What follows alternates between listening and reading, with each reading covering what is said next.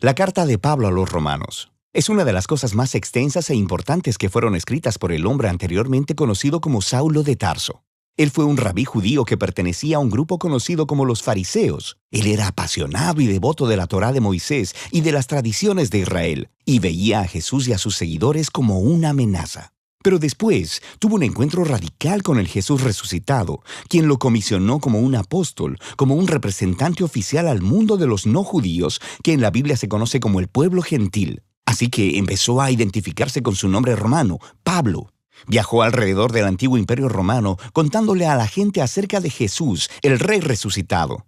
Y después, formando a los seguidores de Jesús en estas nuevas comunidades llamadas iglesias. Y Pablo ocasionalmente escribiría cartas a estas nuevas comunidades de Jesús para ayudarles a desarrollar su fe o para responder sus preguntas. Y una de esas cartas es el libro de Romanos. De hecho, este libro fue escrito bastante tarde en su carrera.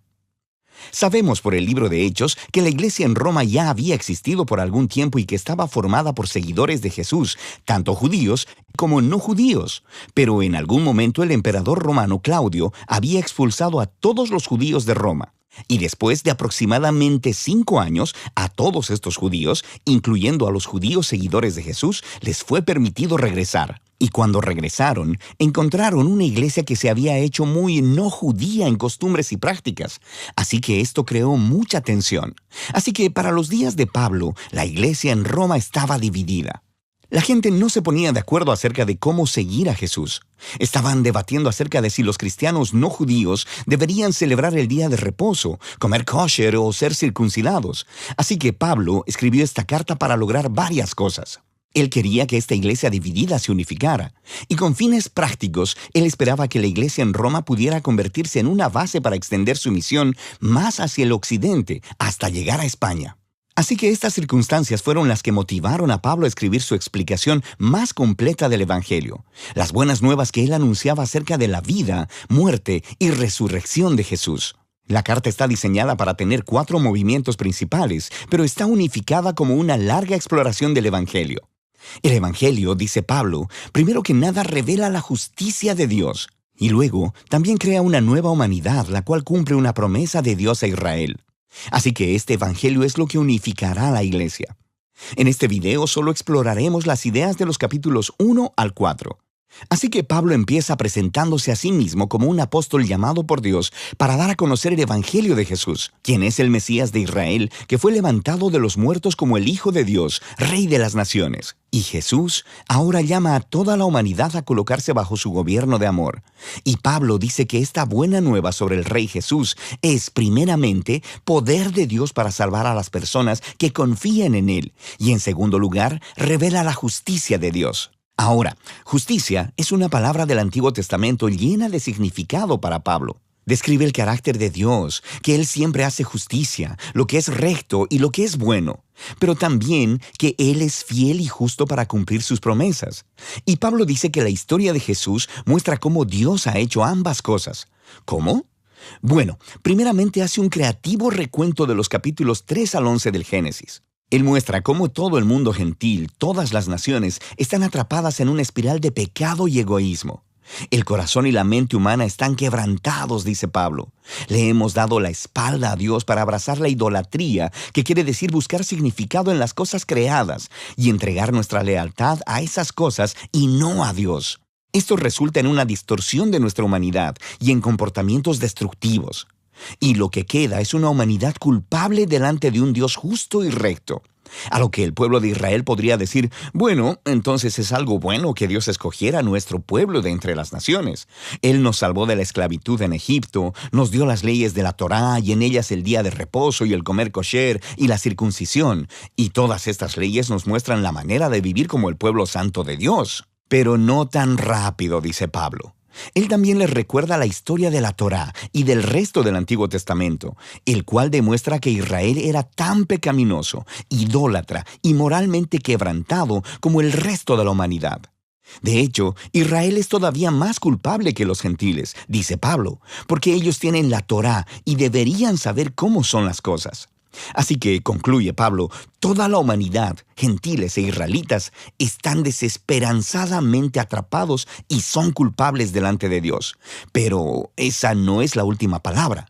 Las buenas nuevas de Jesús son la respuesta de Dios. En lugar de mantener a la humanidad en su culpabilidad, Jesús vino como el Mesías de Israel para morir en favor de todas las personas como sacrificio por los pecados. Como nuestro representante, Jesús tomó sobre sí mismo las justas consecuencias del dolor, del pecado y de la muerte que hemos causado en el mundo. Y Él venció a través de su resurrección de entre los muertos. Es esta nueva vida de resurrección la que Él pone a disposición de todos. Jesús se hizo lo que nosotros somos para que nosotros pudiéramos ser lo que Él es. Y todo esto, dice Pablo, es la manera como Dios justifica a aquellos que confían o tienen fe en Jesús. Justificación es otro término del Antiguo Testamento lleno de significado para Pablo y se relaciona con la justicia de Dios. Literalmente significa declarar como justo. Debido a lo que Jesús hizo a nuestro favor, se nos da un nuevo estado delante de Dios. En lugar de declararnos culpables, Dios nos declara como personas que tenemos una correcta relación con Él y somos perdonados. La justificación nos integra en una nueva familia. A la persona que confía en Jesús se le da un lugar dentro del pueblo del pacto de Dios. La justificación también resulta en un nuevo futuro que comienza con un viaje de transformación de la vida por la gracia de Dios. Así que todas estas cosas acerca de la justificación son un regalo de Dios para aquellos que están en Cristo a través de la fe.